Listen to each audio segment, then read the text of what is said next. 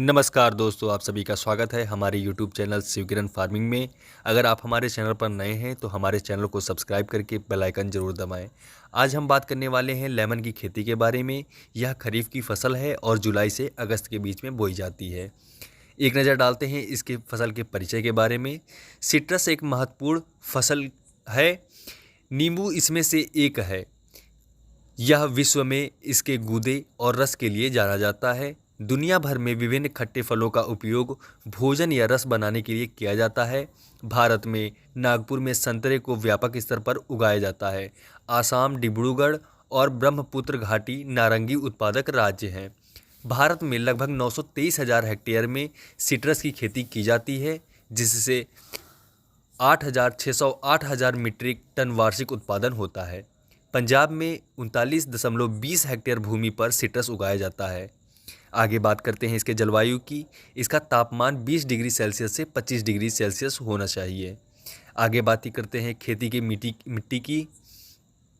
Lemon को हर तरह की मिट्टी में उगाया जा सकता है। हल्की मिट्टी जो अच्छे निकास वाली हो, इसकी खेती के लिए अनुकूल होती है। इसकी खेती के लिए मिट्टी का पीएच मान 5.5 से 7.5 होना चाहिए। इन्हें हल्की क्षारीय और तेजाबी मिट्टी में भी उगाया जा सकता है। हल्की दोमट अच्छे जल निकास वाली मिट्टी लेमन की खेती के लिए बहुत अच्छी होती है। आगे बात करते हैं इसके प्रसिद्ध किस्में और पैदावार के बारे में। पहली किस्म है पंजाब बारहमासी। आमतौर पर इसकी शाखाएं जमीन को स्पर्श करती है। लेमन के फल पीले आकार में गोल, जिसका तल लंबा और पतला होता है। कुदरती रूप से फल बीज रहित और रस भरे होते हैं। इसकी औसतन पैदावार 84 किलो प्रति वृक्ष होती है। आगे बात करते हैं अगले किस्म की, यूरेका के बारे में। इसके वृक्ष अर्ध मजबूत होते हैं। लेमन पीले छिलके वाले रंग के, जूस मजबूत तेजाबी होने के साथ बहुत बढ़िया स्वाद के होते हैं। इसके फल अगस्त में पक जाते हैं। आगे बात करते हैं तीसरे किस्म की, पंजाब गलगल के बारे में। वृक्ष मजबूत होने के साथ साथ इसके हल्के रंग के पत्ते होते हैं। इसके फल दरमियाने आकार के और अंडाकार होते हैं। इसका जूस तेजाबी और एक अकेले फल में 8 से 10 बीज होते हैं। इसका फल नवंबर से दिसंबर में पक जाते हैं। इसकी औसतन पैदावार 80 से 100 किलो प्रति वृक्ष होती है। आगे बात करते हैं अगली किस्म की, PAU बारहमासी के बारे में। इस किस्म के फलों के पकने का सही समय जुलाई का पहला सप्ताह है। इसमें बहुत कम मात्रा में बीज होते हैं। इसकी औसतन उपज 84 किलो प्रति वृक्ष होती है।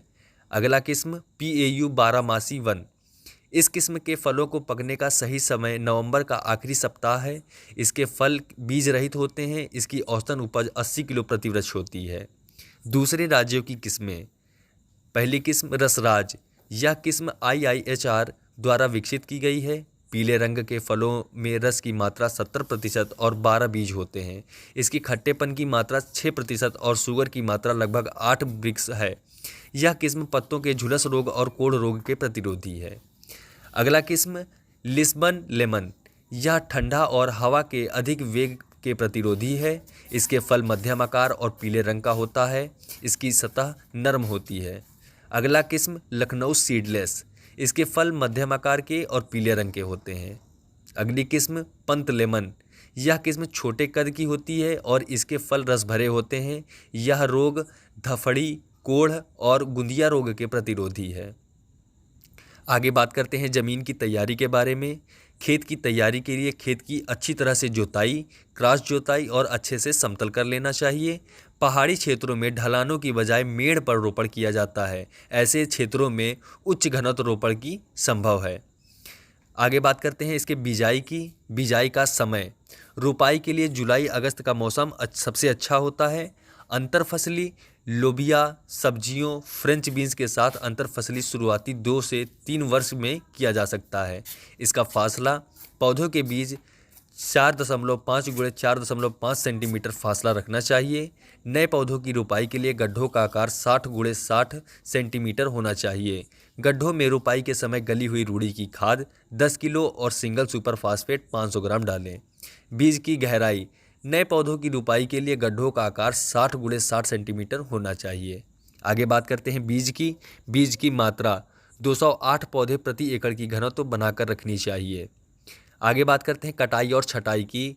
पौधे के तने की अच्छी वृद्धि के लिए जमीनी स्तर से 50 से 60 सेंटीमीटर नज़दीकी की शाखाओं को निकाल देना चाहिए। पौधे का केंद्र खुला होना चाहिए। विकास की शुरुआती अवस्था में आसपास की टहनियों को निकाल देना चाहिए। आगे बात करते हैं इसके खाद की। फसल के 1 से 3 वर्ष की हो जाने पर अच्छी तरह से गला हुआ गाय का गोबर 5 से 20 किलो और यूरिया 100 से 300 ग्राम प्रति वृक्ष में डालें। 4 से 6 वर्ष की फसल में अच्छी तरह से गला हुआ गाय का गोबर 25 से 50 किलो की और यूरिया 100 से 300 ग्राम प्रति वृक्ष में डालें। 7 से 9 वर्ष की फसल में यूरिया 600 से 800 ग्राम और गाय का गला हुआ गोबर 60 से 90 किलो प्रति वृक्ष में डालें। जब फसल 10 वर्ष की या इससे ज़्यादा की हो जाए तो गाय का गला हुआ गोबर 100 किलो या यूरिया 800 से 1600 ग्राम प्रति एकड़ वृक्ष में डालें। गाय के गले हुए गोबर की पूरी मात्रा दिसंबर महीने के दौरान डालें, जबकि यूरिया के 2 हिस्से, पहला फरवरी महीने में और दूसरा अप्रैल मई के महीने में डालें।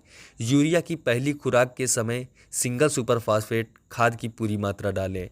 यदि पकने से पहले फलों का गिरना देखा जाए तो फलों को ज़्यादा गिरने को रोकने के लिए 2 या 4D 10 ग्राम को 500 लीटर पानी में मिलाकर स्प्रे करें। पहली स्प्रे मार्च के अंत में, फिर अप्रैल के अंत में करें। अगस्त और सितंबर के अंत में दोबारा स्प्रे करें। यदि सिट्रस के नज़दीकी कपास की फसल उगाई गई हो तो 2 या 4D की स्प्रे करने की परहेज करें। इसकी जगह GA3 की स्प्रे करें। आगे बात करते हैं खरपतवार नियंत्रण की। नदीनों को हाथ से गुड़ाई करके या रसायनों द्वारा नियंत्रित किया जा सकता है। ग्लाइफोसेट 1.5 लीटर को प्रति 150 लीटर पानी में मिलाकर स्प्रे करें। ग्लाइफोसेट को स्प्रे सिर्फ नदीनों पर ही करें, मुख्य फसल पर न करें। आगे बात करते हैं इसके सिंचाई की। लेमन की फसल को नियमित अंतराल पर सिंचाई आवश्यक होती है। सर्दियों और गर्मियों में जीवन रक्षक सिंचाई जरूर देनी चाहिए। फल आने के समय, फल लगने के समय और पौधे के अच्छे विकास के लिए सिंचाई आवश्यक है। ज़्यादा सिंचाई से जड़ गलन और तना गलन की बीमारी का खतरा होता है। उच्च आवृत्ति की सिंचाई फायदेमंद होती है। नमकीन पानी फसल के लिए हानिकारक होती है। बसंत ऋतु में अकेली जड़ों को पानी देना पौधे को प्रभावित नहीं करता है। आगे बात करते हैं पौधों की देखभाल, हानिकारक कीट और रोकथाम के बारे में। पहली कीट है सिट्रस सिल्ला। यह रस चूसने वाले कीड़े हैं। निफंस के कारण नुकसान होता है। यह पौधे पर एक तरल पदार्थ छोड़ता है जिससे पत्ता और फल का छिलका जल जाता है। पत्ते मुड़ जाते हैं और पकने से पहले गिर जाते हैं। प्रभावित पौधों की छटाई करके उन्हें जलाकर इसकी रोकथाम की जा सकती है। मोनोक्रोटोफास 0.025% या कार्बरिल 0.1% की स्प्रे भी लाभदायक हो सकती है। पत्ते की सुरंगी कीट। यह कीट नए पत्तों के ऊपर और नीचे की सतह के अंदर लार्वा छोड़ देते हैं, जिससे पत्ते मुड़े हुए और विकृत नजर आते हैं। सुरंगी कीट से नए पौधों के विकास में कमी देखी जा सकती है। सुरंगी कीट के अच्छे प्रबंधन के लिए इसे अकेला छोड़ देना चाहिए। यह प्राकृतिक कीटों का भोजन बनते हैं और इनके लार्वा को खा लेते हैं। फास्फोमिडोन 1 मिलीलीटर या मोनोक्रोटोफास 1.5 मिलीलीटर को प्रत्येक पखवाड़े में 3 से 4 बार स्प्रे करें। सुरंगी कीटों का पता लगाने के लिए फेरोमोन जाल भी उपलब्ध होते हैं। स्केल कीट। सिट्रस स्केल कीट बहुत छोटे कीट होते हैं जो सिट्रस के वृक्ष और फलों से रस चूसते हैं। यह कीट शहद की बूंद की तरह पदार्थ छोड़ते हैं, जिससे चींटियां आकर्षित होकर इनका मुंह वाला हिस्सा ज़्यादा नहीं होता है। नर कीटों का जीवन काल कम होता है। सिट्रस के पौधे पर 2 तरह के स्केल कीट हमला करते हैं, कंटीले और नर्म स्केल कीट। कंटीले कीट पौधे के हिस्से में अपना मुंह डालते हैं और उस जगह से बिल्कुल नहीं हिलते, उसी जगह को खाते रहते हैं और प्रजनन करते रहते हैं। नर्म कीट पौधे के ऊपर परत बना देता है जो पौधे को पत्तों को ढक देती है और प्रकाश संश्लेषण क्रिया को रोक देते हैं। जो मरे हुए नर्म कीट होते हैं वो मरने के बाद पेड़ से चिपके रहने की बजाय गिर जाते हैं। नीम का तेल इन्हें रोकने के लिए प्रभावशाली उपाय है। पैराथियोन 0.03%, इमल्सन डाइमेथोएट 150 मिलीलीटर या मेलाथियोन 0.1% की स्प्रे भी इन कीटों को रोकने के लिए प्रभावशाली उपाय है। आगे बात करते हैं इसके अगले रोग की। चेपा और मीलीबग। यह पौधे का रस चूसने वाले छोटे कीट हैं। कीड़े पत्ते के अंदरूनी भाग में होते हैं। चेपे और कीटों को रोकने के लिए पाइरीथेरियोड्स या कीट तेल का प्रयोग किया जा सकता है। बीमारियां और रोकथाम। सिट्रस का कोढ़ रोग। पौधों में तनों पत्तों और फलों पर भूरे पानी रंग जैसे धब्बे बन जाते हैं। सिट्रस कैंकर बैक्टीरिया पौधों के रक्षक सेल में से प्रवेश करता है, इससे नए पत्ते ज़्यादा प्रभावित होते हैं। क्षेत्र में हवा के द्वारा ये बैक्टीरिया सेहतमंद पौधों को भी प्रभावित करता है।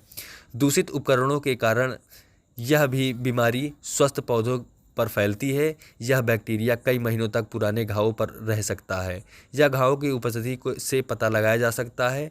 इसे प्रभावित शाखाओं को काटकर रोका जा सकता है। बार्डियाक्स 1% स्प्रे एक्यूअस घोल 550 ppm स्ट्रेप्टोमाइसिन सल्फेट भी सिट्रस कैंकर को रोकने के लिए उपयोग किया जा सकता है। गुंदिया रोग, वृक्ष की छाल में गूंद निकलना इस बीमारी के लक्षण हैं। प्रभावित पौधा हल्के पीले रंग में बदल जाता है। तने और पत्ते की सतह पर गूंद की सख्त परत बन जाती है। कई बार छाल गलने से नष्ट हो जाती है और वृक्ष मर जाता है। पौधा फल के परिपक्व होने से पहले ही मर जाता है। इस बीमारी को जड़ गलन भी कहा जाता है। जड़ गलन के प्रतिरोधी किस्मों का प्रयोग करना, जल निकास का अच्छे से प्रबंध करने से इस बीमारी को रोका जा सकता है। पौधों को नुकसान से बचाना चाहिए। मिट्टी में 0.2 मेटालेक्सिकल MZ72+ 0.5% ट्राइकोडर्मा विराइड डालें।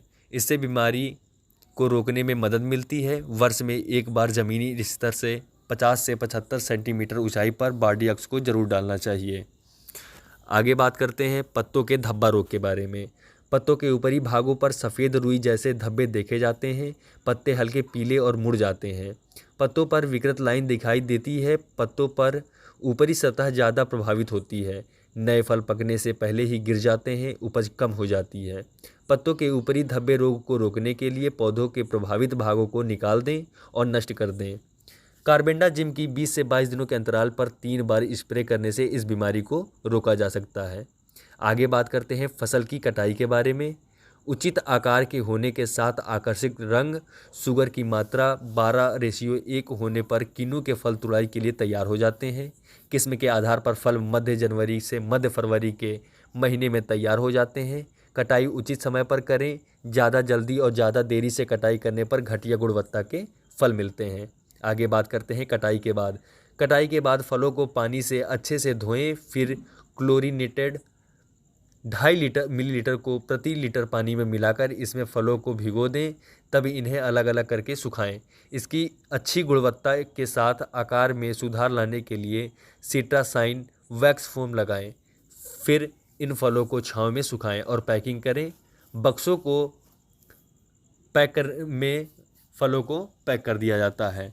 तो दोस्तों, यह वीडियो यहीं समाप्त होती है। अगर वीडियो अच्छी लगी हो तो वीडियो को लाइक करें, शेयर करें और चैनल को सब्सक्राइब करके बेल आइकन ज़रूर दबा दें। धन्यवाद।